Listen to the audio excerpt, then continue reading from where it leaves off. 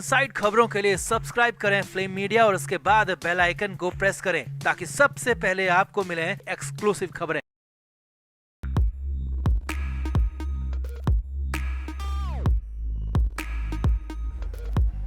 तो प्रियंका चतुर्वेदी ने जैसे ही पीएम मोदी से मुलाकात की और इस मुलाकात की तस्वीरें जैसे ही बाहर आई तो वैसे ही बवाल मच गया। उनकी अपनी पार्टी शिवसेना यूबीटी में हंगामा बरप गया और इसके बाद जो सबसे बड़ी खबर आ रही है वो ये है कि यूबीटी की तरफ से प्रियंका चतुर्वेदी को मीटिंग से बैन कर दिया है। उनकी ही अपनी पार्टी के लोग उनके दुश्मन बन गए हैं। संजय राउत ने तो मर्यादा भुलाकर बयान दे दिया, तो वहीं उद्धव ने भी प्रियंका पर तंज कसने में कोई कसर नहीं छोड़ी। तो प्रियंका चतुर्वेदी की पीएम मोदी से मुलाकात कितनी महंगी पड़ सकती है आपको भी दिखाते हैं। आप भी वीडियो को शेयर करें और अपनी राय कमेंट बॉक्स में जरूर दें। तो शिवसेना यूबीटी की राज्यसभा सांसद प्रियंका चतुर्वेदी ने सोमवार यानी कि 4 अगस्त को प्रधानमंत्री नरेंद्र मोदी से मुलाकात की थी। इस मुलाकात की तस्वीर उन्होंने खुद सोशल मीडिया प्लेटफॉर्म एक्स पर शेयर की थी। यहाँ आपको बता दें कि सांसद प्रियंका चतुर्वेदी उद्धव ठाकरे गुट की पार्टी की तरफ से राज्यसभा सांसद हैं और उन्होंने सोशल मीडिया प्लेटफॉर्म पर फोटो पोस्ट कर लिखा था कि मैंने संसद में माननीय प्रधानमंत्री नरेंद्र मोदी से मुलाकात की। मैं भारत की समृद्ध सांस्कृतिक विरासत के विभिन्न पहलुओं पर उनके बहुमूल्य समय और विचारों के लिए उनका धन्यवाद करती हूँ। अब पीएम मोदी से प्रियंका चतुर्वेदी की मुलाकात के बाद तो जैसे हंगामा ही मच गया। उनकी अपनी पार्टी में कई तरह के बयान सामने आ रहे हैं। इस मीटिंग के 2 दिन तक चुप रहने के बाद शिवसेना यूबीटी के नेता अलग अलग बयान दे रहे हैं। संजय राउत ने तो पूरी मर्यादा लांघकर प्रियंका चतुर्वेदी पर बयान दिया। संजय राउत से जब मीडिया वालों ने प्रियंका चतुर्वेदी और पीएम मोदी की मुलाकात के बारे में पूछा तो इस पर संजय राउत बहुत बुरी तरह बिफर पड़े। संजय राउत ने कहा कि मैं इस मुलाकात के बारे में कुछ नहीं जानता। ये मुलाकात कैसे हुई, पहले से तय थी या फिर अचानक हुई, मुझे इस बारे में कुछ नहीं पता, इसलिए मैं कुछ नहीं बोलूंगा। हालांकि मीडिया वालों ने जब दबाव बनाया तो संजय राउत ने कहा, देखिए पिछले 4-5 महीने में बहुत कुछ बदल चुका है। ऑपरेशन सिंदूर के नाम पे जो अदला बदली का खेल चला है उसके बारे में आप सभी को पता है। कैसे क्षेत्रीय पार्टियों को तोड़ने की कोशिश की जा रही है ये साफ साफ दिखाई दे रहा है। संजय राउत ने यहाँ पर यह भी कहा कि अति महत्वाकांक्षा हर किसी को लेकर डूब जाती है। यहाँ पर संजय राउत ने प्रियंका चतुर्वेदी का नाम लेकर कहा कि महत्वाकांक्षा ठीक है लेकिन अति महत्वाकांक्षा रखना ठीक नहीं है और ये आपके डूब की सबसे बड़ी वजह बनेगी।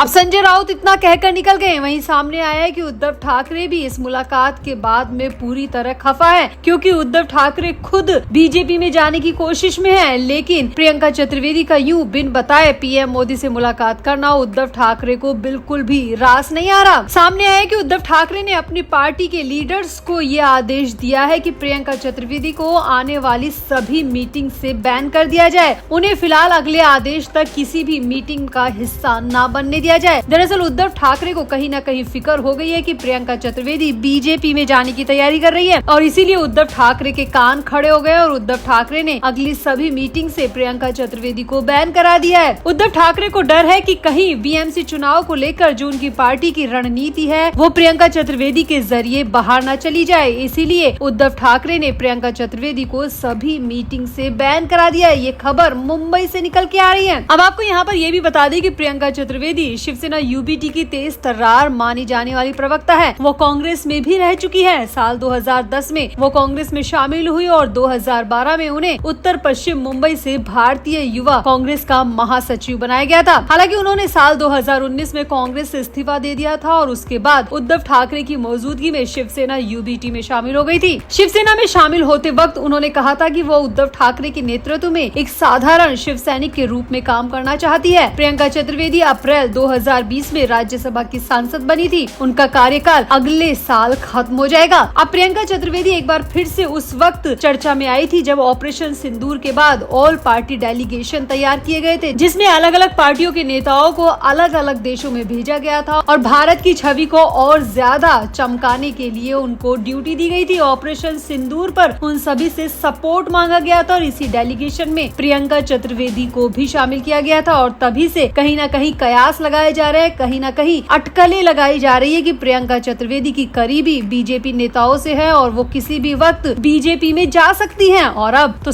सरेआम प्रियंका चतुर्वेदी ने पीएम मोदी से मुलाकात की है और उसकी तस्वीर खुद सोशल मीडिया साइट पर डाली है, जिसके बाद तो शिवसेना यूबीटी के सभी नेता उनसे खफा बताए जा रहे हैं। खासकर संजय राउत और उद्धव ठाकरे तो बुरी तरह उबले हुए हैं और उनको अगली सभी मीटिंग से बैन कर दिया गया है। तो आपको क्या लगता है, क्या राज्यसभा सांसद का पीएम मोदी से मिलना इतना ज्यादा गलत है? क्या किसी से मिलना उसकी पार्टी में शामिल होता है? क्यों शिवसेना यूबीटी अपने ही नेताओं पर भरोसा नहीं कर पा रही है? आपको क्या लगता है? आप भी अपनी राय कमेंट बॉक्स में जरूर दें और वीडियो को भी शेयर करें।